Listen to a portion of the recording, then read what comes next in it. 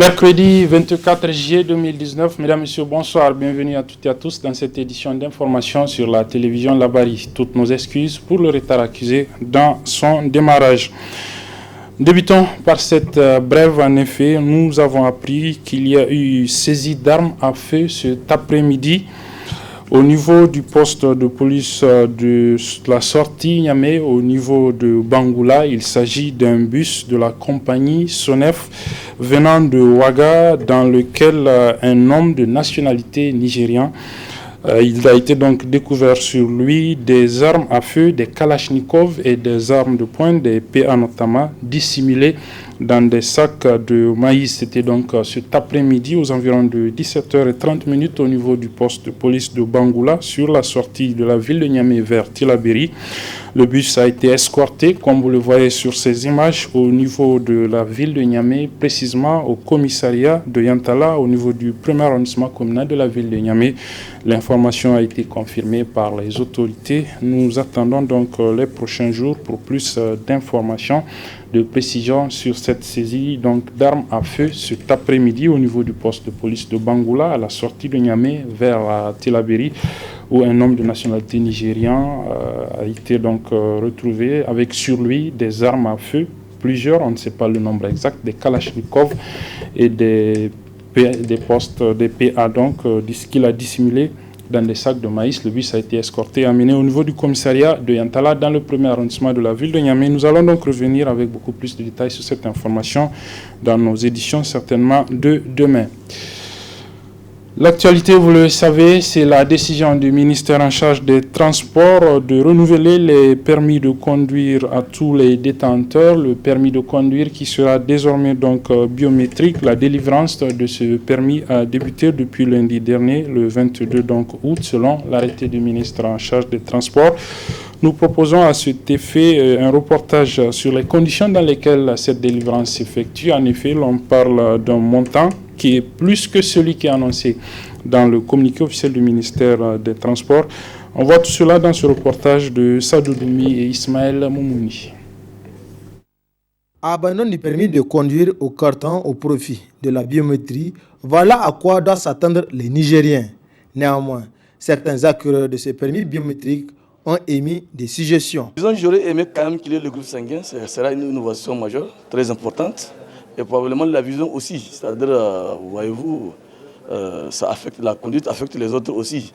Si peut-être il y a un certificat ophtalmologique, on allait dire à la personne, bon, il faudrait porter des verres. Bon, ça ne figure pas. Pensons qu'ils vont améliorer cela pour la suite, comme ça a une validité de 10 ans. Sincèrement, 19 minutes pour un renouvellement, alors que vous avez déjà en amont tout supporté, je pense qu'on aurait dû quand même voir l'opportunité, je ne sais pas, de revoir ça. Bon. C'est vrai à ceux qui disent 12 000, mais en réalité, quand j'ai lu le communiqué ne dit pas 12 000. Pour le renouvellement, il fait allusion à ceux qui sont détenteurs de l'attestation provisoire. La situation, vraiment, c'est cher. 19 200, mais c'est le prix d'un sac de riz. Mais ce n'est pas tout le monde qui a les moyens de 19 200. Et il y a un des responsables qui me disait que de voir le bâtiment, mais ils ne peuvent pas retourner au ministère. C'est une obligation de prendre le bâtiment. Il y a le ministère. Là, on fait les permis. Mais 19 200, vous aussi. Avec la situation du pays, mais c'est trop. Ce permis pratique vise essentiellement à mettre fin aux falsifications des permis à carton rouge. L'édition du nouveau permis, ça coûte 12 000 francs pour l'édition. Et il y a des timbres, donc ce sont les timbres, c'est la loi des finances, hein, c'est pour le trésor public, il y a des timbres de 7 000 francs. C'est vraiment un permis très léger, très malléable. Il y a vraiment une qualité exceptionnelle vraiment pour ce qu'on fait. Même si ça tombe dans l'eau, il ne bougera pas, ça reste intact. C'est un permis très sécurisé. Il y a un hologramme qui est sur le permis, qui sécurise déjà le permis. Donc un hologramme sous la forme de la carte du Niger et l'arbre de Ténéré. Donc cet hologramme, déjà, c'est une grande protection, c'est une grande sécurisation pour le permis, parce que cet hologramme, il est enregistré internationalement au nom du ministère des Transports pour le permis de conduire. Donc il n'y a personne au monde qui peut l'utiliser, cet hologramme, l'arbre de Ténéré et la carte du Niger. Donc ça, c'est une première étape de sécurité. On a également l'empreinte digitale, donc comme vous voyez ici, on a également la puce intelligente, donc dans laquelle il y a les informations. Détenteur de permis à carton, vous avez jusqu'au 22 juillet prochain pour vous conformer à la réglementation en vigueur. Car, excédant ce délai, votre permis n'est plus valable et ne sera qu'un simple papier sans utilité. Deuxième et dernier jour de grève des commerçants du Grand Marché de Niamey. Ils ont en effet, à travers ce mouvement de grève observé hier et aujourd'hui, protesté contre la décision des autorités de la ville de Niamey de fermer toutes les portes qui donnent sur l'axe de la voie express, construit dans le cadre de la modernisation de la ville de Niamey. Le bilan de ce mouvement de grève est positif selon les initiateurs, comme on va le constater dans ce reportage de Sadou Doumi et Hamza Sakou. Dire non à la fermeture des portes par les autorités de la ville de Niamey du Grand Marché, donnant accès à la voie express, motif de la grève de 48 heures observée par les commerçants du Grand Marché. Vraiment, on n'a pas de choix. Parce que nous, les commerçants, on base sur les clients. Les clients, ils ne viennent pas au marché. Et puis, chaque fin de mois, on paye tous les taxes de la loi qui nous a imposées. Impôts, socogène, on paye. Et on ne gagne pas. Le marché, ça ne marche pas. On est parti se plier. On a parti taper partout. Ils ont refusé. Au début, on nous a dit, patientez-vous, après les chantiers, ils vont ouvrir. Après le sommet plutôt. Le sommet est passé, on est parti voir, ils ont dit non, ils vont laisser ça comme secours. Et nous, on ne comprend pas. Donc vraiment, pas pour montrer au monde, vraiment, on est dans les difficultés. Au terme de la grève de 2 jours, le syndicat des commerçants du Grand Marché tire un bilan positif. Le bilan que nous tirons, c'est un bilan satisfaisant.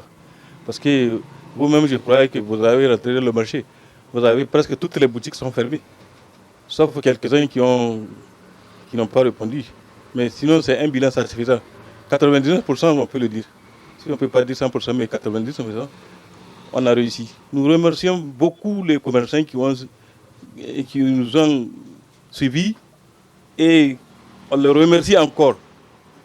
Encore qu'ils mettent la patience. Il se peut que nous lançons un autre mot d'ordre.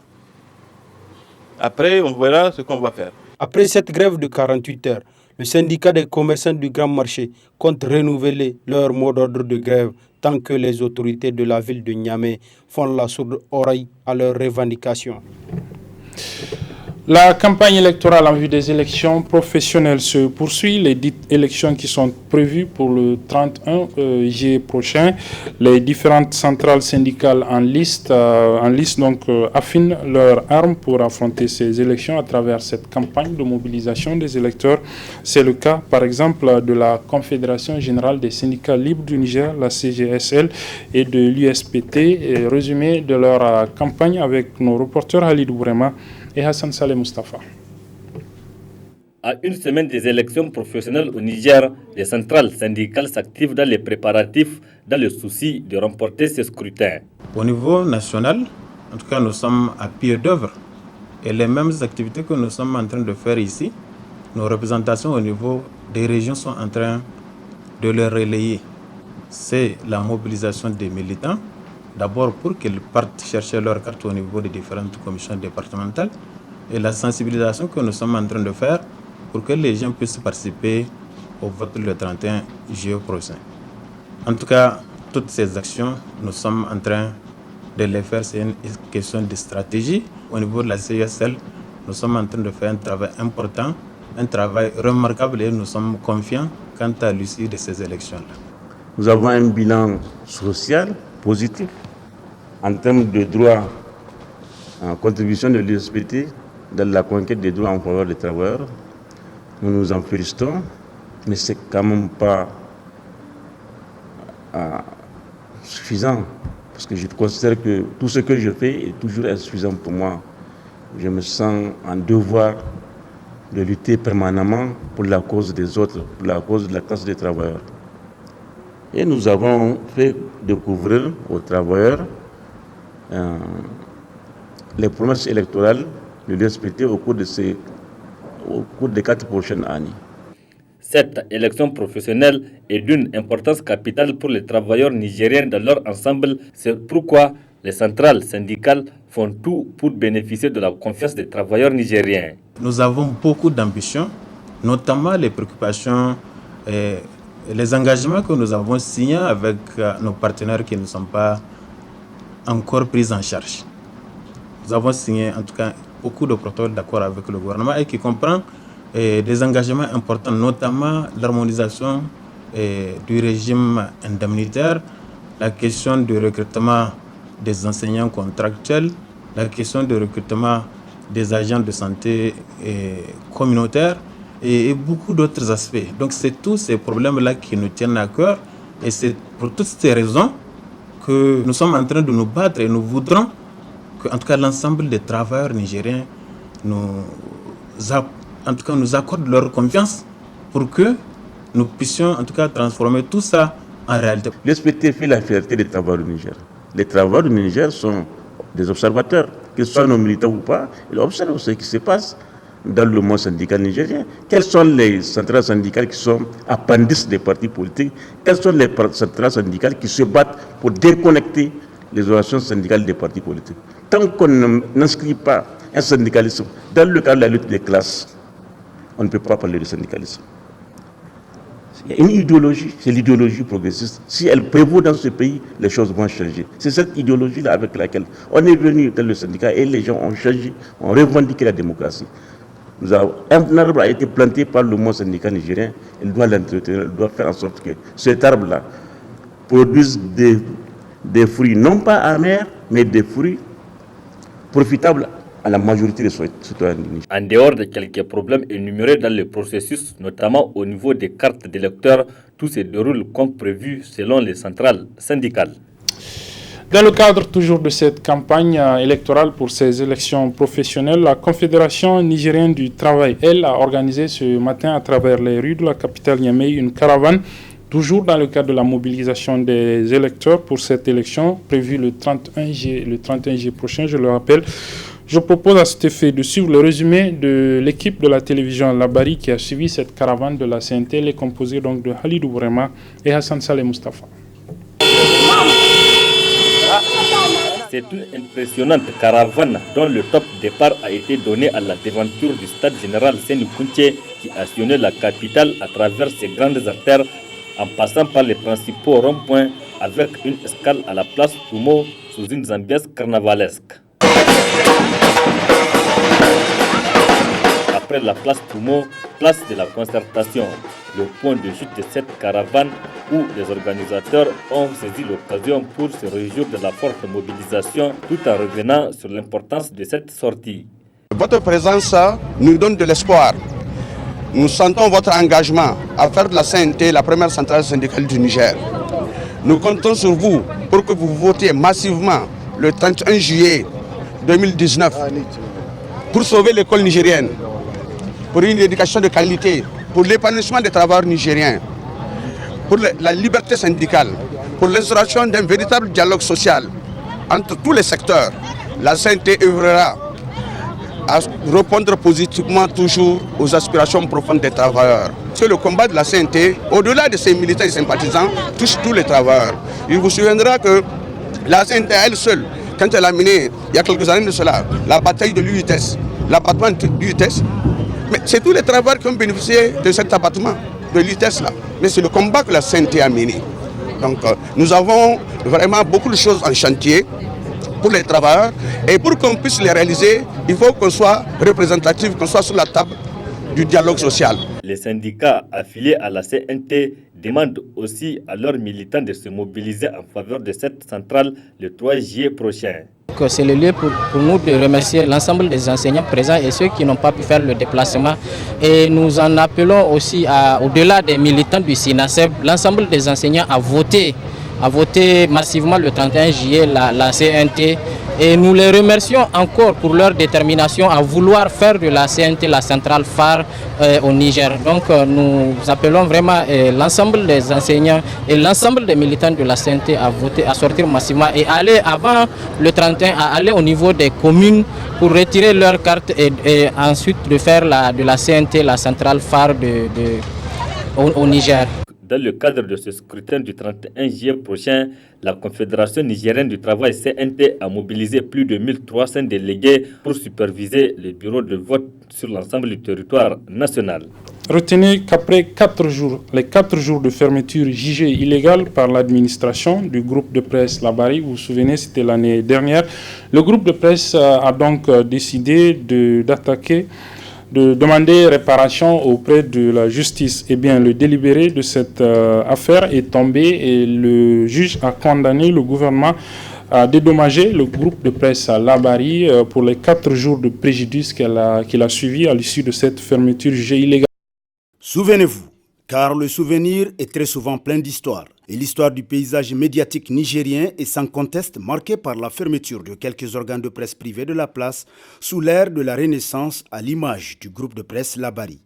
Un organe dont la fermeture fait suite à l'organisation des manifestations de la société civile nigérienne contre la loi des finances 2018 pour près de 5 jours d'affilée. Une fermeture qui a valu au groupe de presse Labari le soutien de plusieurs organisations socio-professionnelles de la place et l'interpellation du ministre de la Justice à l'Assemblée nationale. Pour appliquer la loi, il faut qu'elle soit violée. Dans le premier cas, je pense que vous parlez de la question de la télévision Labari. Quand la décision est tombée, nous en avons immédiatement pris acte. Mais tout le temps qui s'est passé, jamais le gouvernement n'a eu notification de cette décision. Ça traînait, il fallait l'ouvrir comme ça, sans avoir notification par ici ou par qui que ce soit de la décision. Et c'est ce qui s'est fait.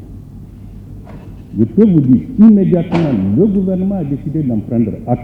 Malgré cette intervention du garde de Sceaux devant la représentation nationale pour justifier le respect de la loi dans cette affaire de fermeture, le groupe de presse ne s'est pas désarmé et a porté l'affaire devant la juridiction compétente en la matière. Laquelle juridiction vient de délibérer sur l'affaire Labari, État du Niger. On a constaté qu'il s'agissait de cette attitude et constitue d'un trouble manifestement illicite, une voie de fait. Et conséquemment, on a ordonné à l'État de cesser ce trouble manifestement illicite. Nous avons signifié en son temps, vous savez, qu'il y a eu des difficultés d'exécution. Puisque l'État a agi, non pas c'est le privilège qui lui était reconnu, c'est-à-dire qu'il pouvait bénéficier de privilèges devant une juridiction administrative, mais nous avons estimé qu'en réalité l'État, à partir du moment où il s'est comporté, permettez-moi le terme, comme un particulier ou en tout cas hors la loi, on doit le traiter comme un particulier et c'est pour cela que nous avons saisi les juges civils du tribunal de grande instance hors classe de Niamey pour constater effectivement ou confirmer qu'il s'agissait d'une voie de fait, ensuite tirer les conséquences des droits et nous avons demandé la réparation. Ce n'était pas en fait pour avoir seulement, pour la radio-télévision Labari, ce n'était pas pour avoir seulement les réparations, mais c'est pour asseoir une jurisprudence dans notre pays pour que plus jamais cette situation n'intervienne ou ne puisse, c'est-à-dire faire d'autres victimes dans les rangs de certains organes de la presse. Et le délibéré vient de tomber aujourd'hui, je vais vous lire la substance. Le tribunal statuant publiquement, contradictoirement en matière civile et en premier ressort, rend la décision suivante. Se déclare d'abord compétent, puisque de l'autre côté, on veut nous faire comprendre qu'il n'est pas compétent, il faut aller devant une juridiction administrative. Le tribunal s'est déclaré compétent, reçoit l'action de la radio et télévision Labari comme étant régulière à la forme, au fond, constate que la fermeture et l'interdiction d'accès aux locaux de la radio et télévision Labari par l'État du Niger, du 25 au 30 mars 2018, constitue une voie de fait. Par conséquent, la juridiction décide de dit que la radio et télévision Labari a subi des préjudices du fait de l'État du Niger, condamne l'État du Niger à lui verser la somme de 10 millions à titre de dommages et intérêts pour tout préjudice confondu et le tribunal a même assorti la décision intervenue de ce qu'on appelle l'exécution provisoire. C'est-à-dire à partir d'aujourd'hui, cette décision est même exécutoire, nonobstant toute voie d'appel, même si l'État interjette appel. La justice nigérienne vient ainsi de faire preuve de son indépendance dans cette affaire de fermeture illégale du groupe de presse Labari. Un groupe qui, fort de sa conviction d'être dans la légalité, a montré à la face du monde qu'à cœur vaillant, rien n'est impossible. Encore une fois, chapeau à la justice nigérienne. Le syndicat national des agents des impôts, la section de Niamey de ce syndicat, était ce matin en assemblée générale élective au niveau de la direction générale des impôts. Une assemblée générale qui avait pour objectif de renouveler l'instance dirigeante de la section SNAI de Niamey. Le résumé avec nos reporters Sadou Doumi et Ismaël Moumouni. Procéder au renouvellement du bureau régional de Niamey après avoir renouvelé les bureaux des autres régions du pays, c'est à cette tâche que s'activent les agents des impôts à travers cette assemblée générale élective initiée par le syndicat national des agents des impôts, SNAI. Le BEN a fait une mission à l'intérieur du pays où nous avons mis toutes les sections en place. Et c'est le tour de Niamey aujourd'hui d'être en tout cas mis en place. Et nous avons estimé aussi qu'il est important de situer les débats que nous avons eus à l'intérieur du pays et pouvoir dire aux gens, aux camarades que nous avons devant nous, de faire en sorte qu'ils soient au courant de ce que nous sommes en train de faire au sortir d'un congrès du SNAI. Et nous avons estimé qu'il y a des résolutions et recommandations qui sont à notre charge et que nous devons faire le briefing de ce que nous avons fait par rapport à ces résolutions et recommandations à la date actuelle. Occasion saisie par le SNAI pour inviter leurs militants d'œuvrer pour la réussite de la Confédération démocratique des travailleurs du Niger, CDTN, aux élections professionnelles à venir. Nous voulons que la CDTN soit en tout cas la première centrale au Niger. En gagnant ces élections-là, nous serons nous serons plus forts et nous allons rendre vraiment, en tout cas c'est de bonne guerre parce que aujourd'hui la CDTN était à la base quand même de la revendication par rapport aux élections professionnelles. Dieu merci, on a abouti à ces élections professionnelles et on va avoir, en tout cas on est en train de se mettre pour que tous les militants puissent voter. Il faut que les camarades puissent aller voter. Parce qu'il ne sert à rien de se faire enregistrer et de ne pas pouvoir voter. Le bureau qui sera élu au cours de cette assemblée générale aura le devoir de relever plusieurs défis dans l'intérêt de ses militants et cela pour les 3 années à venir. La suite de ce journal avec l'ouverture ce matin à la Chambre de commerce de Niamey du Forum Jeunesse, Emploi et Migration. Il est organisé par l'Union des jeunes des États membres du Conseil de l'Entente section de Niamey en collaboration avec l'Organisation internationale pour les migrations.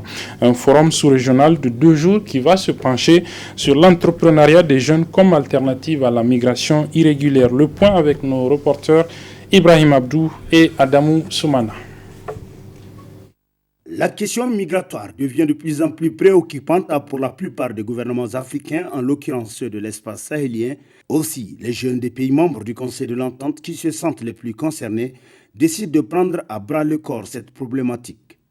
Ainsi, entrepreneuriat des jeunes comme alternative à la migration irrégulière est le thème retenu pour cette rencontre qui regroupe une centaine de jeunes porteurs de projets sous l'égide de l'Organisation internationale pour la migration. Pour soutenir la jeunesse, l'OIM a décidé d'appuyer cette année l'organisation de ce forum sur la migration et l'entrepreneuriat.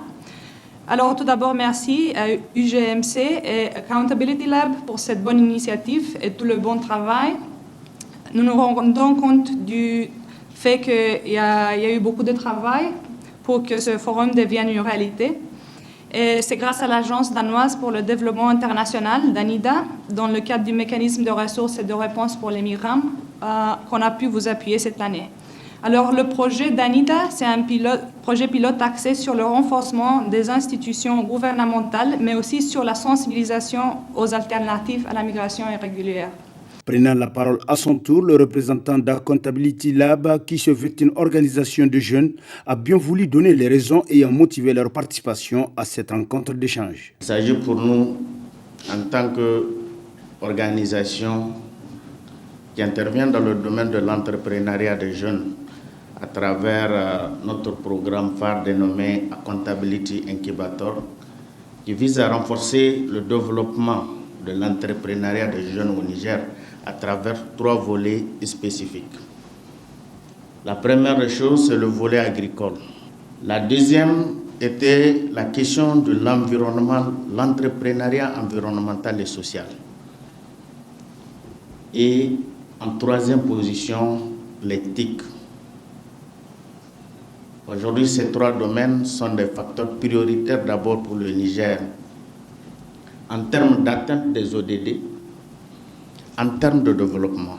En marge de cette cérémonie, le président de l'Union des jeunes de l'espace du Conseil de l'Entente situe l'objectif visé à travers ce rendez-vous de Niamey. D'amener les jeunes à comprendre l'enjeu même de l'entrepreneuriat et au-delà faire de cet entrepreneuriat aussi un vecteur ou un mécanisme qui peut nous être une alternative à la migration irrégulière. Donc c'est vraiment ça l'objectif. Mais au-delà aussi, on vise à créer une possibilité de réseautage pour les jeunes. On vise à donner à travers ce forum la possibilité aux jeunes de suivre des formations sur l'entrepreneuriat, allant de l'idée à la création même de l'entreprise et encore leur donner la possibilité d'être en contact avec des structures d'accompagnement parce qu'il existe des structures de financement et des centres d'incubation. Donc il y a pas mal d'acteurs qui concourent à donner un résultat du point de vue entrepreneurial. Donc c'est à ce sujet qu'on a appelé tous ces bons mondes que vous avez vus aujourd'hui pour qu'on puisse vraiment donner un coup de pouce. Ces assises qui dureront 48 heures verront la première journée consacrée à des conférences et panels. Quant à la deuxième, elle sera marquée par la formation des participants, avec notamment ceux venant des autres États membres du Conseil de l'Entente attendus à cet effet. Un autre atelier qui se tient depuis ce matin à Niamey, il s'agit de celui qui est consacré à la validation des guides sur le processus de la certification des produits agroalimentaires au Niger. Celui-ci est organisé par le réseau AgriPro Focus avec le financement de Oxfam, comme nous le rapportent nos reporters Chebou Guisso et Nafisa Zakou. C'est dans le cadre du projet de renforcement des capacités des jeunes et femmes entrepreneurs pour la compétitivité des produits agroalimentaires au Niger que se tient cet atelier de validation des guides sur le processus de la certification des produits agroalimentaires au Niger. Cet atelier qui est organisé par le réseau AgriPro Focus sous le financement de l'Oxfam est vivement salué. Nous avons suivi pas à pas ce projet qui a fait l'objet de notre rencontre. Et je vous avoue que c'est un engouement certain, un plaisir pour nous, leaders des organisations des consommateurs, dans un contexte national de valorisation des produits locaux, mais aussi dans un contexte régional et international d'ouverture de marché. S'il y a des initiatives qui puissent accompagner les groupements féminins, les jeunes et les femmes à la transformation et surtout de les accompagner dans la question de la démarche qualité, nous ne pouvons qu'applaudir. Oxfam a trouvé cette idée géniale innovante. Et comme vous le savez, Oxfam au Niger lutte pour soit arriver à une fin zéro, une pauvreté zéro, et surtout lutte pour l'amélioration en tout cas de la situation de la jeunesse et des femmes. Procédant au discours d'ouverture, la coordonnatrice du réseau AgriPro Focus a souligné l'objet du présent atelier. Si nous voulons que nos produits soient compétitifs sur le marché et qu'on puisse les vendre, qu'on puisse les consommer, qu'ils soient promus, il est important que la qualité soit rigoureuse et qu'elle soit maintenue pour même fidéliser les clients.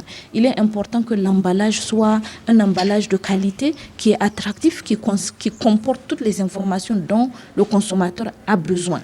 Il est important qu'on se rende compte qu'il faut des petites astuces pour que les produits soient positionnés. Il est important que le produit soit certifié pour qu'il soit compétitif. Souvent, des gens arrivent chez nous, ils nous connaissent, on est le réseau, on fait beaucoup la promotion des produits locaux, on nous demande est-ce que ce produit est certifié ou pas. Soit nous n'avons pas l'information, soit le produit n'est pas certifié et le promoteur du produit perd un marché. C'est pour ça que dans ce projet-là, la démarche a été d'abord de renforcer les acteurs sur la qualité, sur la normalisation, de produire un guide. Aujourd'hui, nous nous retrouvons ensemble pour partager ce guide-là avec les acteurs, les experts du processus de certification, les jeunes bénéficiaires, nous-mêmes, pour le renforcer, pour être d'accord des éléments qu'il faut mettre ou des éléments que le guide doit retracer. Durant cette journée, les participants auront à échanger et partager sur la thématique tout en espérant que ces guides serviront comme un moteur de plaidoyer en faveur des jeunes et des femmes qui constituent un pilier de développement au Niger. Départ ce mercredi des premiers pèlerins de l'agence Sauti Voyage. Ils ont en effet quitté ce mercredi matin à destination de l'Arabie Saoudite pour effectuer le Hajj. Au niveau de l'agence, c'est un sentiment de satisfaction qui anime les responsables, comme le rapporte ici Hassan Saleh Mustafa.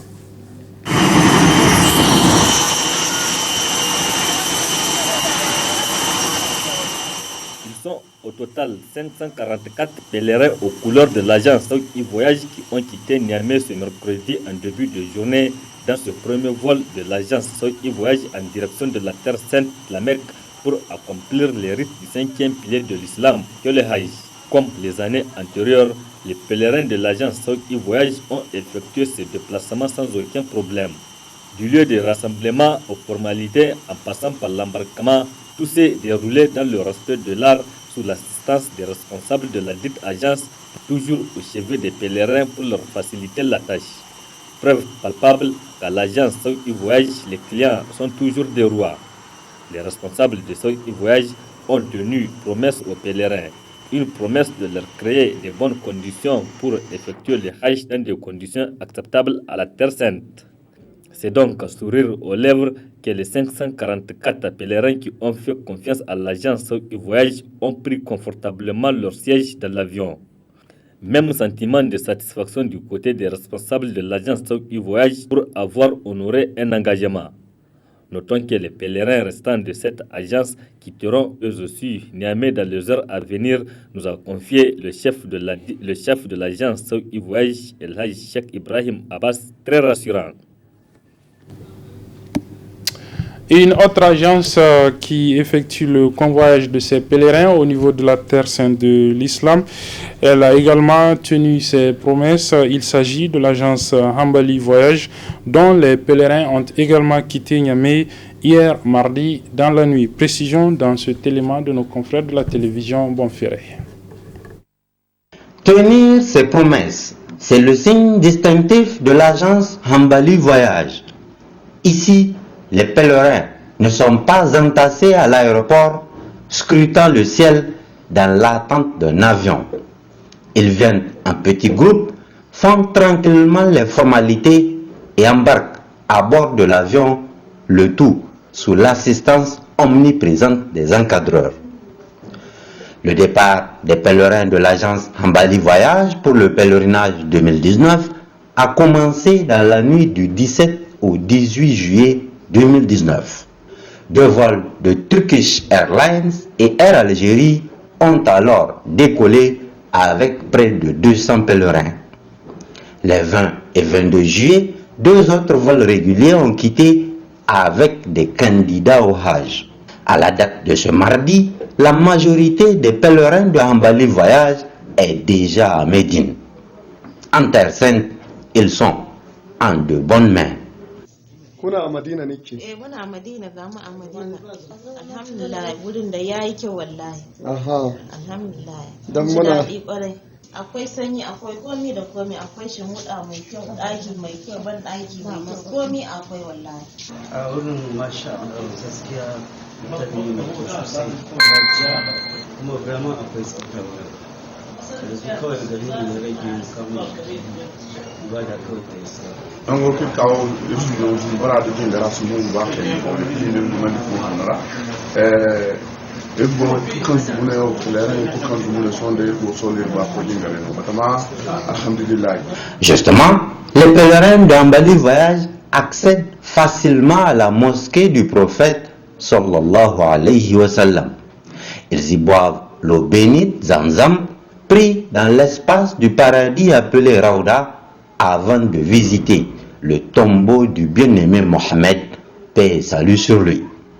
Voisins de cette prestigieuse mosquée, les pèlerins de Hambali Voyage peuvent y accomplir toutes les prières obligatoires. Cela parce qu'ils ont la chance d'être convoyés par l'agence de l'honorable Bachir Harouna Hambali. Voilà, pour refermer ce journal, nous vous rappelons cette information que nous annoncions donc au début de ce journal. Il s'agit de la saisie d'armes à feu cet après-midi, des armes à feu dissimulées dans des sacs de maïs. C'est cet après-midi donc au niveau du poste de police de Bangoula, à la sortie de Niamey, vers Tilaberi. Les armes qui appartiennent donc à une personne de nationalité nigérienne. On parle d'au moins une dizaine de Kalachnikov et autant de pistolets automatiques appelés communément PA.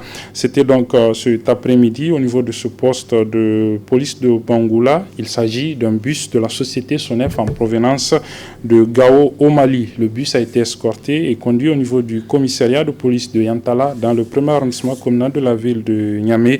Nous allons certainement revenir avec beaucoup plus de détails sur cette information dans nos éditions de demain. Et c'est sur ce que se referme cette édition. Merci de l'avoir suivi. Merci aux équipes techniques et rédactionnelles qui m'ont aidé à la présenter. Les programmes se poursuivent sur la télévision La Barrière. Au revoir.